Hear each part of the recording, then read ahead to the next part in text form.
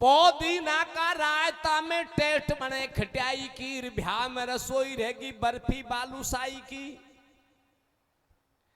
फिर आमड़ी बंद कर दई शोभा गई भात की।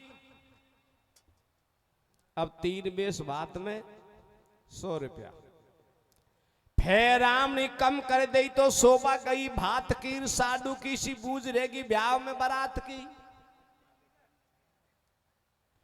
कुरीति दुनिया में चालगी भजन आगो सगन पैर। शादी में स्वाद नहीं है ब्याह हो जा लगन पे। इसलिए अब शादी में कोई मजा वाली बात को रही।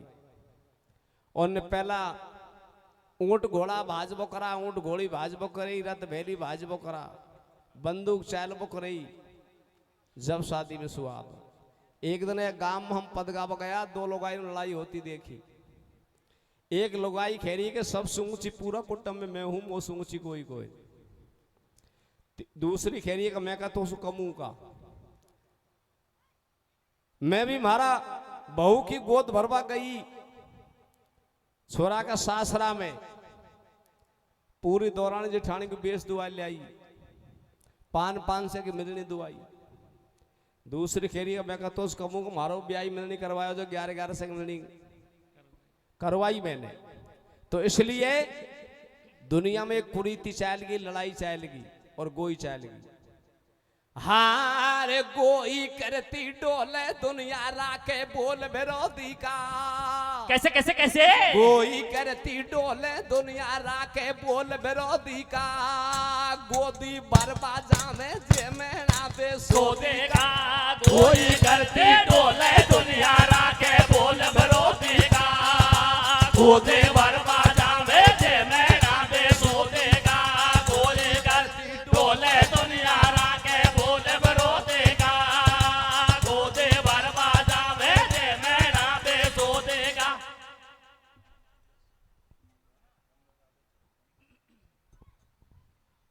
सज्जनों देखिए, एक दिन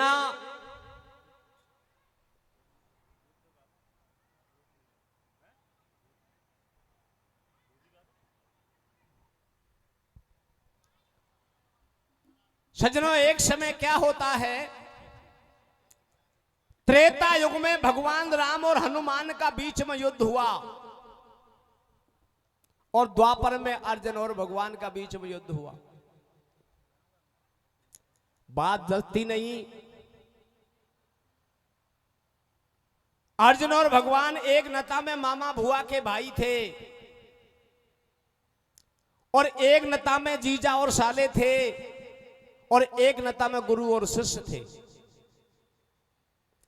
भगत और भगवान का बीच में जब बात का सवाल फंस गया तो भगत को भगवान से युद्ध लड़ना पड़ा। बात का सवाल क्या फंसता है, एक चित्रसेन नाम का गंधर्व था और वो गंधर्व इंद्र का दरबार में जाता था, बाजा बजाता था, अप्सरा नाच करती थी। एक दिन चित्रसेन गंधर्व अपना विमान में बैठ करके इंद्र के दरबार से वापस आ रहे थे और गंधर्व ने अपना मुख में एक सुपारी का पान लगा रखा था। चित्रसेन गंधर्व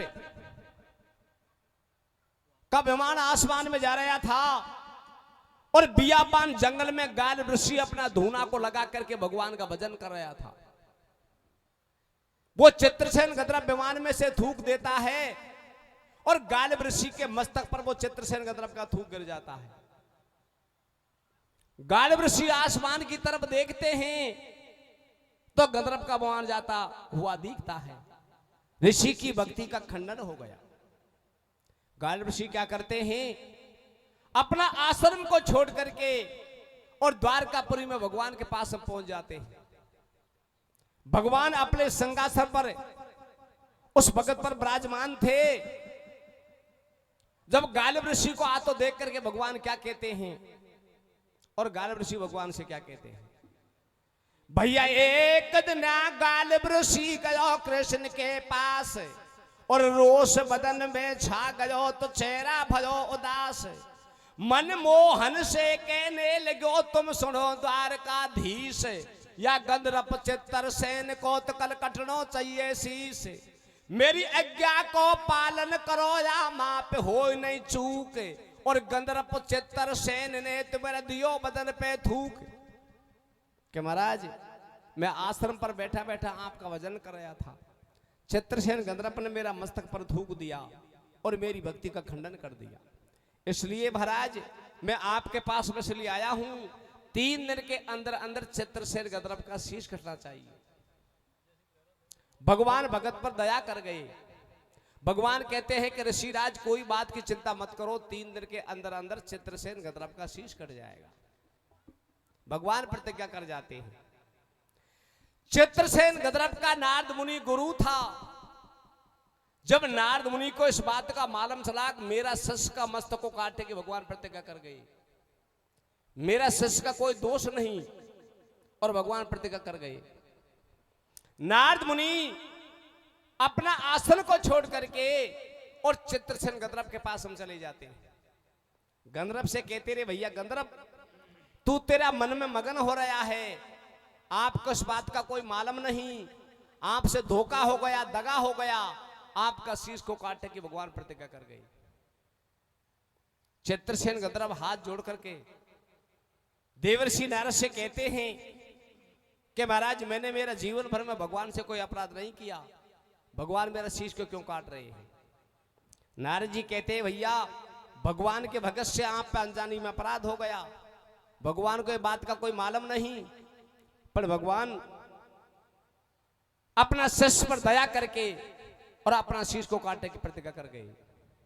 तो क्या कहता है, हार गेले जाता फंदो फेंको आई रे जान कुलंदा में। कैसे कैसे कैसे गेले जाता फंदो फेंको आई रे जान कुलंदा में, तो कु मनमोहन को छोड़े घर का संदा में। गेले दादा बंदो फेंको आई रे जान कुलंदा में, तो को मनमोहन को छोड़े घर का संदा में। गेले दा फंदो फेंको आई रे जान कुलंदा में, तो को मनमोहन को छोड़े घर का संदा में। 3 लोक में फिरतो नारद पंडित आयो, अरे तू तेरा मन में मगन भयो गंधर्व से न्यू बतलायो। गंधर्व सुन ले बात हमारी, तो पे संकट पड़ गयो भारी, चक्कर दे के दिशा को आयो, और तू पान सुपारी खार मुनि का मस्तक पे थूक आयो।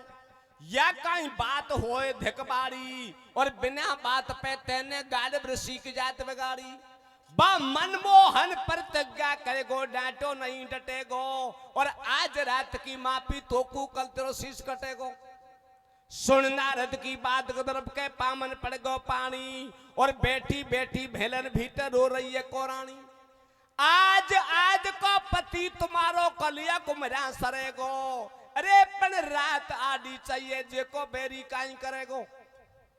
नारद जी कहते भैया शिष्य इतना मत घबराओ, जिसकी रात आडी होती है उसका बेरी बाढ़ भी बांका नहीं कर सकता। पहले आप देवतान के पास में जाओ और देवता आपकी जान की रक्षा अवश्य करेंगे। नारद जी क्या कहते हैं, तुम देवन के पास में जाओ, अरे या बैठा सूखाई पार पड़े शंकर को ध्यान लगाओ। नारद का खेबासुं बाबे कुंठपुरी में आयो, और हाथ जोड़ के करे बीनती चरणन शीश नवायो। देवता करो सहायता मेरी, बा 3 लोक में भाजो डोले खाको घन्ना फेरी। ब्रह्मा विष्णु जोड़े हाथ, गंधर्व सुन ले हमारी बात, या मैं मारो पेच काई खावे, बाहर का घर सुपानो छिपको जेकू कौन बचावे। सारा देवता ने मना कर दे, भैया भगवान आपका शीश को काटे की प्रतिज्ञा कर गए, हम तुम्हारी कोई मदद नहीं कर सकते। जब ब्रह्मा ने दियो इशारो, जब ब्रह्मा ने करो इशारो, तो को भेद बता दूं सारो। छाने छाने न्यू बतलावे, तू कोई के पास मत डोले, तेरी बा नारद जान बचावे। जब गए देवता नाट पटक दई नारद पे पाती, मेरा संकट में तो खड़े बने कोई बेरी को साथे। गेले जातो बंदो फेंको आई रे जान कुलंदा में,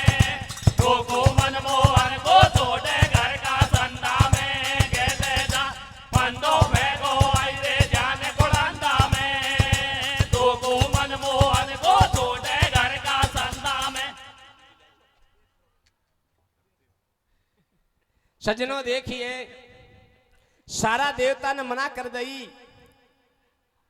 और इतना भेद ब्रह्मा ने बताया कि भैया कोई आपकी मदद नहीं कर सकता, वही नारद मुनि के चरणों में जाकर गिर जाओ, नहीं कोई नहीं बचा सकता। चित्रसेन गत्रप वापस आ गया और नारद मुनि के चरणों में आकर के अपना शीश को झुका दिया कि महाराज सारा देवता ने चौड़े हाथ कर दी। नारद जी कहते कि देवता ने आपसे मना कर दी। हाँ महाराज मना कर दी। अब तुम्हारी जान को बचाने की कोशिश मैं करूंगा, पर आप ऐसे करो, आप भिखारी का भेष बनाओ और भिखारी का भेष बना करके आप जमुना के घाट पर जाकर के बैठ जाओ और मैं हतनापुर को जाता हूं। हतनापुर में जाकर के एक ऐसी माया रचाता हूं, रात के 4 बजे पंडोर की रानी